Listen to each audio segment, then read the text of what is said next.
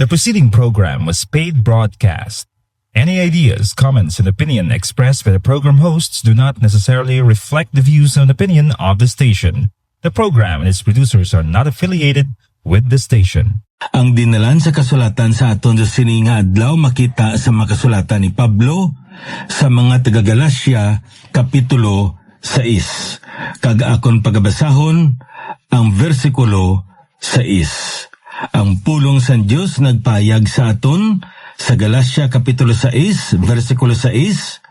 Ang ginatun-an sa pulong magpaambit sa nagatudlo sa iya sa tanan nga maayong butang. Sa mensahe sang kalantahon nga ato naging pamatian, Simply Trusting Everyday. Amuyad to ang title sang kalantahon, kagabisan pa ang pulong sa Ginoo. Nagtudlo sa aton Psalm 37 verse 5, Commit thy way unto the Lord, trust also in Him. Itugyan naton ang aton nga mga dalanon, ang mga plano, mga tinutuyo, kag butang nga ginahandom naton, kag subong man magsalig kita sa iya. Dapat makasarang kita magulat, kag makasarang kita sa pagabaton sa anuman nga sabat niya sa aton nga ginalaom kag ginaplano. Kay bisan pa ang hindi sabat man ina sang Dios, subong ang huo kag subong ang hulat. Ina mga sabat ina sang Dios, kag ang katahom kay ang Ginoo naton maayo, kag tungod sini ang iya nga sabat ayan sa aton niya panulok, sa aton niya pagpananaw daw hindi gid maayo, apang nabaluan naton nga sa ulihi aton gili marealisar nga walay sapayan nga para sa aton daw hindi maayo, apang may dako ini nga kaayuhan nga nadulot sa aton. Ang iya hindi, ang iya huo kag iyang hulat, may ara gid ina nga dako nga kaayuhan nga ginaaman sa aton sa unhan. All we need to do, subong man niya ginatudlo sang sining kalantahon kag sa sining salmo, we are to commit our way unto Him. And at the same time, we also need to trust Him. Simply trusting every day. Sa tanan-tanan niya adlaw, sa tanan-tanan niya tion, dapat nga aton gid nga saligan ang aton nga Ginoo. Kay nibaluan naton nga bilang siya among dako naton nga manugpalab, makasarang siya kag may handom gid siya nga magdala sa aton sa halalban nga madabong, kag subong man malinong nga mga sapa nga sa di ng tubig makainom kita. So kabay pa nga ang ini nga kalantahon makahatag sa aton sing dugang pagpahangkat sa pag-alagad sa aton Ginoo, kag sa pag-ihibalo kung ano siya sa aton tagsa-tagsa ka mga kabuhi. Now antes kita magpadayon sa pagtuon naton sa pulong sang aton ni Dios, gusto ko man sa gihapon nga ipahibalo sa aton nga kung may nagapakig-upod sa aton pamlandong sa ibla ni pulong, pangula pa ikaw sing Biblia nga ginatamdan, may ari kita diri mga kopya sang Biblia kag ginapanghatag naton ini sing libre. So kung interesado ka nga makabaton sini, pwede nimo ma-text ang imo nga complete name kag complete address, kag tingwaan naton nga mapadalaan gid kamo, kag inyo ini nga ipadala ang inyong pangalan kag ang inyong ginapuy-an address, no, sa sining cell number 0917-1880-832. Liwaton akon 0917-1880-832. Nagapasalamat gid kita nga madamo sa inyo ang nagatext sa pagpasalamat kag subong man pahibalo sa amon, kung diin kamo nga nagapamati sa aton aton nga broadcast. Ining aton nga broadcast ginapalayag naton ini sa mga 8 ka mga radio stations nga ari diri sa Western Visayas, ilabinigid sa Panay Island kag isa man digto sa Sultan Kudarat, no, sa South Cotabato sa Mindanao. Kag nagapasalamat kita nga ang ini nga pagwaragwag naton nagapadayon gid kag kabay pa nga sapdagon ninyo ini paagi sa pag text kag subong man ayan pagtawag agod nga paagi sini makakilanay kita bisan sa text messages lang o kon sa tingog lamang pang nibaluan naton isa kita sa kay Kristo Jesus. Dako ini nga encouragement sa amon nga may baluan kag makilala namon kamo. So kumation kamo pidigid kamo maka-text o kon makapanawag sa sato nga cell number.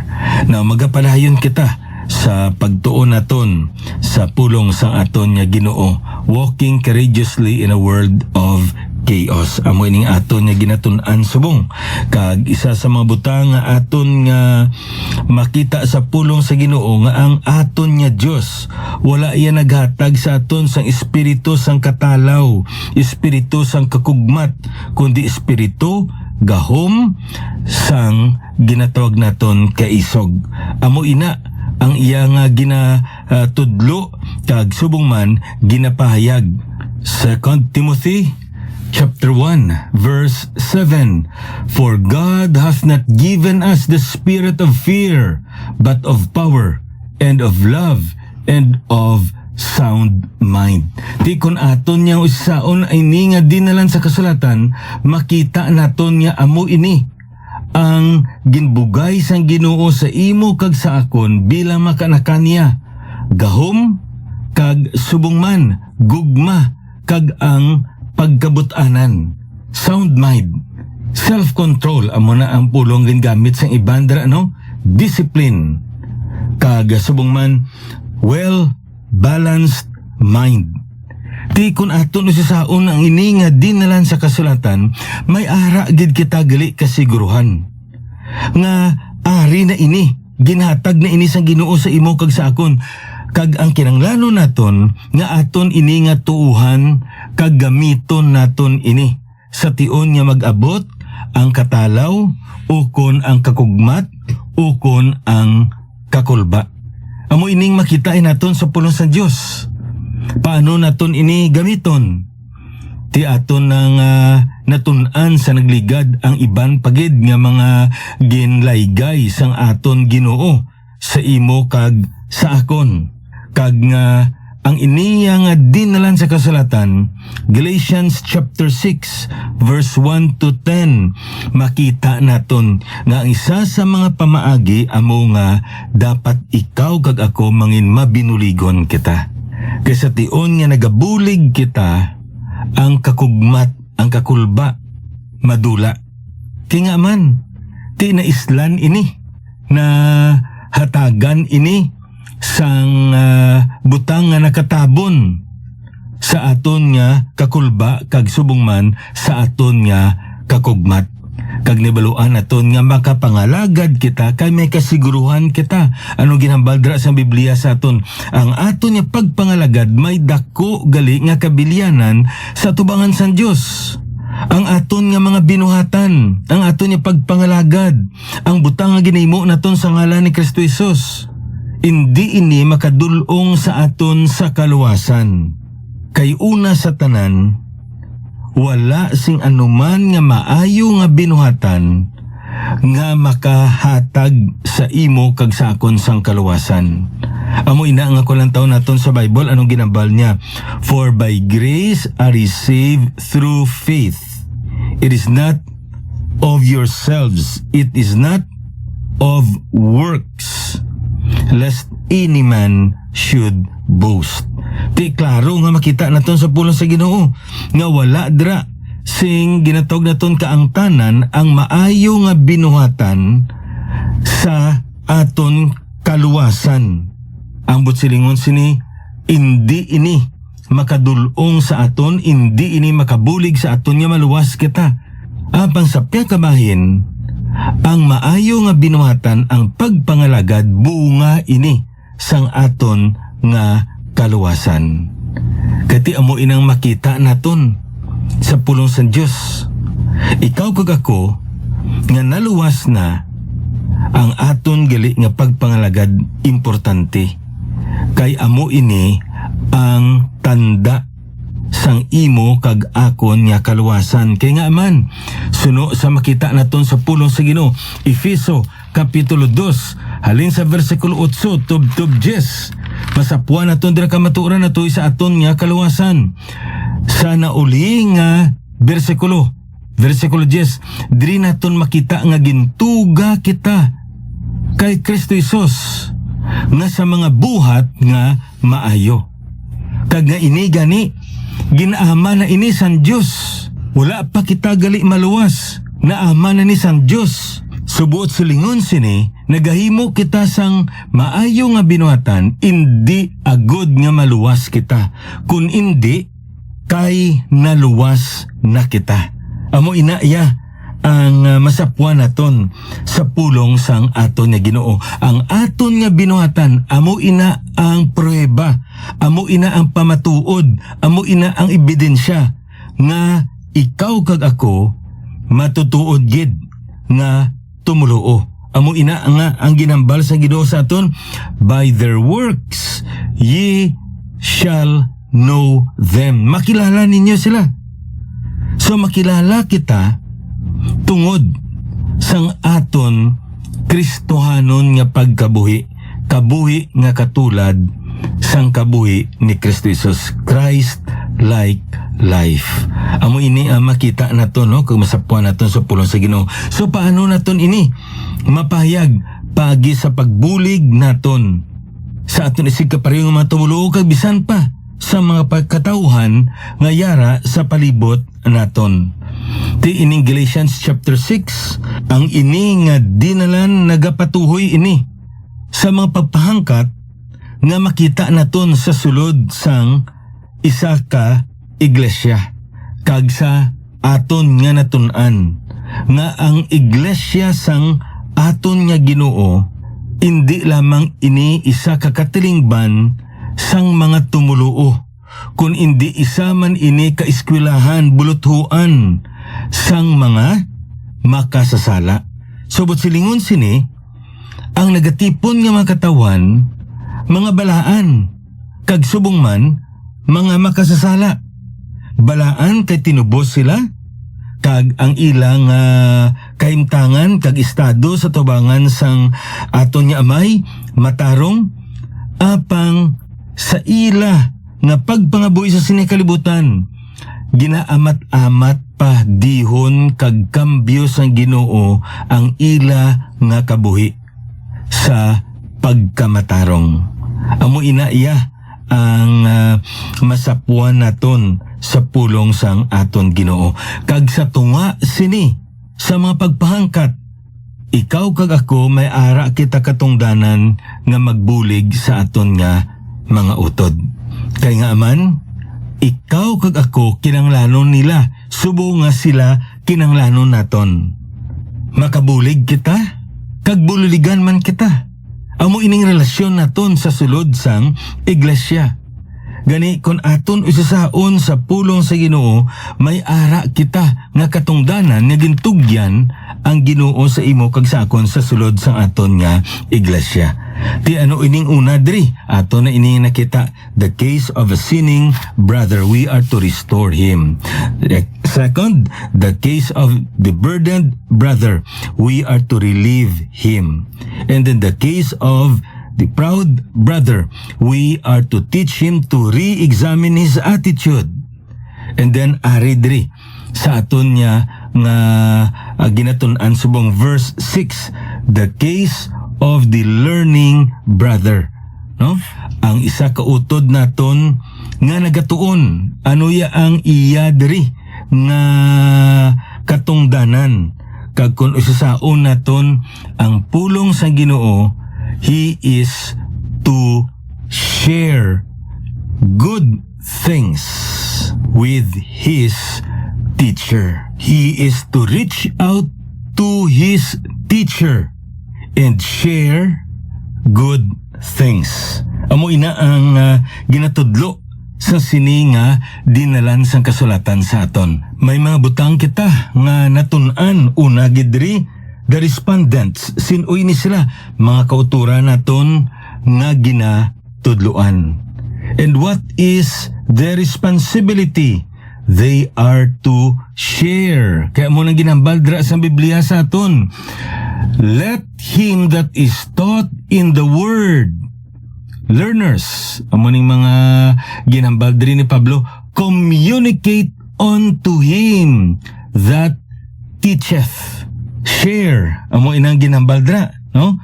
Kag ano diri ang ginatawag naton i-share nila the resources, good things, in all good things. And what is the range? All good things. Ang tanan nga maayo nga butang. Ti kun aton diri nga usasaon ang ini nga dinalan sa kasulatan, makita naton nga gina-assume diri ni Paul nga ang ini nga mga manunudlo ginahimo nila ang ila nga bahin. Nagakaigo kag ginahatag nila ang ila nga best agud nga matudloan, mahanas, masangkapan kag maaman ang ini nga mga kauturan nga ila ginatudloan sa pagpangalagad, sa pagtuon sa pulong sa Ginoo, sa pagbantala sa maayo nga balita o kon sa anuman nga mga bunaton nga naperteneser sa sulod sang iglesia. So ginahimo na nila ini. So sa piyakabahin ang hambal diri ni Pablo, ini nga makuturan ginahimo nila ang ila nga bahin sa pagpanudlo sa inyo. Karon amo iniya ang inyo nga bahin natuhoy sa mga kauturan nga nagatudlo sa inyo. Ano ini ang ila katungdanan? What is the responsibility? Share. Sa ginambal naton ining pulong nga communicate, ining pulong gali nga share nga ginambal diri sa aton. Ang idea diri nga makita naton amo ang pulong gali nga fellowship, koinonia or koinonio. Amo ina makita naton, no? It conveys the idea of sharing equally, or it speaks of mutuality, not of one party serving or providing for the other, but both parties are sharing together.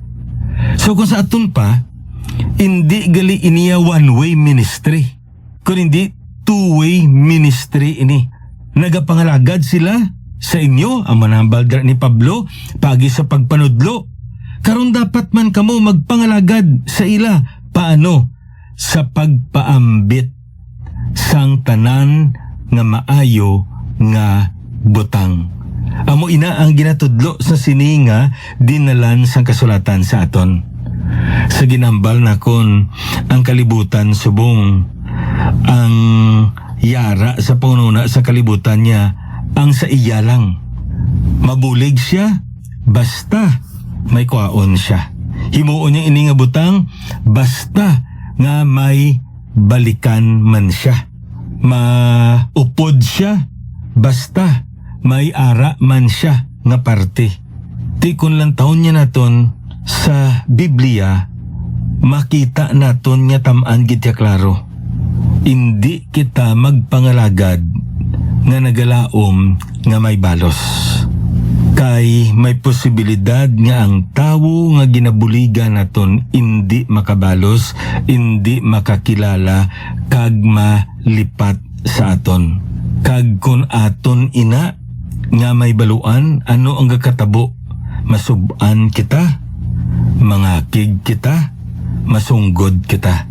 Amo niya kun aton nga lang taon sa Biblia, kun magpangalagad kita sa aton nga Ginoo paagi sa mga kauturan naton, dapat timuon naton ini kag amugid ini dapat aton tadaan sa ngalan sang aton Ginoo Kristo. Butsilingon, nagapangalagad ko sa Ginoo paagi sa imo. Makilala mo man ini, mabalikan mo man ini, mapasalamatan naman ini. O kung hindi, magapadayon ako. Kay ang Ginoo yang akong ginaalagad paagi lamang sa inyo. Kag ang Ginoo mismo, kag nakasiguro ako nga ang Ginoo hindi gid magkalimot sa pagbalos sang akon nga pagpangalagad. Subong nga ginsaad niya sa iya bala niya pulong. Kay kung amuning aton yung attitude, wala gid kita problema. Amon akon aton niya nga lantaw sa Biblia, we are to do things in the name of our Lord Jesus. So klaro ina, no? Kag ano diri ang mga butang nga paambit naton. Masami ang aton diri nga pagangop inang financial support. Silduhan ta aton pastor sa nagakaigo, hatagan ta siya sang mga dulot, mga pinasahi nga mga adlaw sang tuig, Christmas, Thanksgiving, birthday niya, family month o kung ano dira. But you know what? Kung aton gali nga ng taon sa puno sa Ginoo, labaw pagidra. Kaining pulo nga gingamit diri sa aton bala nga good things, maayong butang. Tamaan ni gali ka pinasahi ang gingamit diri ni Pablo sa aton. Kaya nga aman, masami kung magambal kita sining pulong bala nga good things. Ang nagaabot sa aton panguna, mga material nga mga butang nga makahatag sing kaayuhan. O kon mga material nga butang nga makapahalipay sa iya. Pero kung lang taon naton sa Biblia, ining good things, it is not primarily material things, rather spiritual things and morally excellent things. Kung sa aton pa hindi gali ni material ang ginatudlo ni Pablo sa aton, kundi mga espirituanon ini nga mga butang nga dapat naton ihatag, ipatuhoy, ipahayag sa aton nga mga manog pangabudlay o kon mga katawhan nga nagatudlo sa aton nga magtubo kita sa bugay kag sa ihibalo sang aton Ginoo Kristo. So amo ini makita naton. Kung mag-amo na gali pastor, hindi na ta magatag sa iya material things? I don't think so. Because if you give, if you share spiritual and morally excellent things, most likely you will also share material things. Ang muning makita naton. So what are these spiritual or morally excellent things? This is more of our attitude towards them. Remember this. We may not respect the man, but we should respect the calling. Naibaluan naton nga sa tawhanon naton nga pag pangabuhi kung kaisa, makambal kita nga mas maayo pa kita sa ato ni pastor. Mas maalam pa kita, mas gwapo pa kita, mas may tindog pa kita kumpara sa ila. Pero amo ni, ang kinalain sa ila, kay may calling sila. And because of that calling, they are the man sent from God. And we have this moral responsibility to share all good things to them. Kaya muna ang ginhambal ni Pablo. So paano? Number 1, submit and obey. Kung may tsimpo ka mo, basaha. Hebrews 13:17. Next, nga makita naton diri, pray for them. Pangamuyuan ninyo sila. Hindi lang sila magpangamuyo sa inyo, kundi kamo mismo magpangamuyo man sa ila. Show honor and respect. 1 Thessalonians 5:12 and 13. Kaaripagid, protect their reputation. But silingon sini, nga pakamahalon naton gali ang aton nga mga managpangabudlay. Kaya nga aman, may sagrado sila nga buluhaton ni gintugyan ang Ginoo sa ila para sa aton, kag kita may sagrado man nga buluhaton ni gintugyan ang Ginoo para sa ila. And we need to share all good things. Kaya mo ina ang mando sang pulong sang Ginoo sa imo kag sa akon sa sini nga dinalan sang kasulatan. Padayuno natin in pagtuon naton sa Madison ni Broadcast. Ininyo abyan, alagad sa kanginan, Pastor Neil Vilches, ang Ginoo magapakamaayo sa inyo.